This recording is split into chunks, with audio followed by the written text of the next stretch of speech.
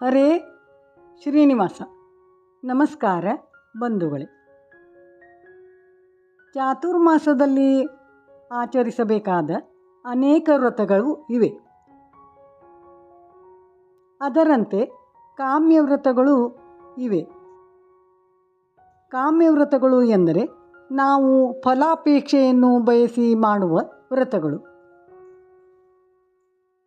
ಈಗ ಆ ಕಾಮ್ಯವ್ರತಗಳು ಯಾವುವು ಹಾಗೂ ಅದರಿಂದ ಫಲಗಳೇನು ಎಂಬುದನ್ನು ನೋಡೋಣ.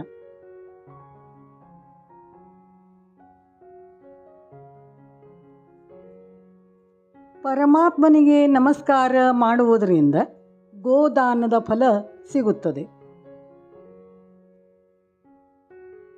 ಪರಮಾತ್ಮನಿಗೆ ನಿತ್ಯ 108 ಪ್ರದಕ್ಷಿಣೆ ಹಾಕಿದರೆ ವಿಷ್ಣು ಲೋಕ ಪ್ರಾಪ್ತಿ ಆಗುತ್ತದೆ. ಅಯಾಚಿತ ವ್ರತದಿಂದ ಬಾವಿ ಕೆರೆ ಕಟ್ಟಿಸಿದ ಪುಣ್ಯ ಬರುತ್ತದೆ. 1 ಹೊತ್ತು ಭೋಜನದಿಂದ ಹೋಮ ಮಾಡಿದ ಫಲವು ಬರುತ್ತದೆ. ಎಲೆಯಲ್ಲಿ ಭೋಜನ ಮಾಡಿದರೆ ಕುರುಕ್ಷೇತ್ರದಲ್ಲಿ ವಾಸ ಮಾಡಿದ ಫಲ ಬರುತ್ತದೆ. ಕಲ್ಲಿನ ಮೇಲೆ ಅಂದರೆ ನೆಲದ ಮೇಲೆ ಭೋಜನ ಮಾಡಿದರೆ ಪ್ರಯಾಗದಲ್ಲಿ ಸ್ನಾನ ಮಾಡಿದ ಫಲವು ಬರುತ್ತದೆ.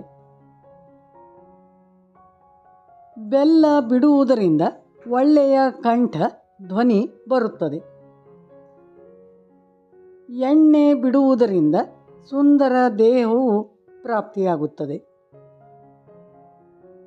ಯೋಗಾಭ್ಯಾಸದಿಂದ ಬ್ರಹ್ಮಪದ ಪ್ರಾಪ್ತಿಯಾಗುತ್ತದೆ. ತಾಂಬೂಲ ತ್ಯಾಗದಿಂದ ಸುಖ ಭೋಗ ಸಿಗುತ್ತದೆ.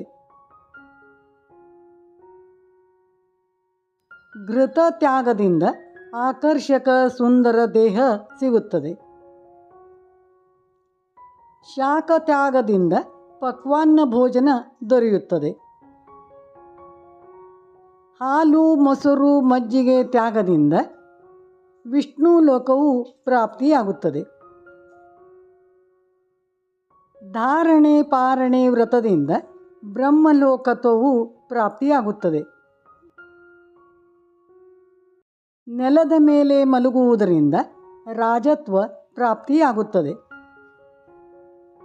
ನಖ ಕೇಶಗಳ ಧಾರಣದಿಂದ ಪ್ರತಿದಿನ ಗಂಗಾ ಸ್ನಾನ ಮಾಡಿದ ಫಲವು ಸಿಗುತ್ತದೆ. ಮೌನ ವ್ರತದಿಂದ ಆಜ್ಞಾಧಾರಕತ್ವ ಬರುತ್ತದೆ.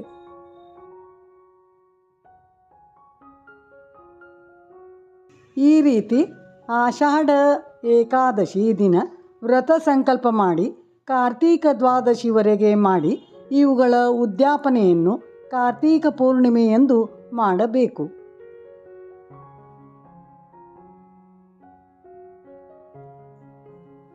ಈ ರೀತಿ ಚಾತುರ್ಮಾಸದಲ್ಲಿ ಅನೇಕ ಕಾಮ್ಯ ಕರ್ಮಗಳನ್ನು ಮಾಡಿ ಅದಕ್ಕೆ ಇರುವ ಫಲಗಳನ್ನು ಪಡೆಯಬಹುದಾಗಿದೆ.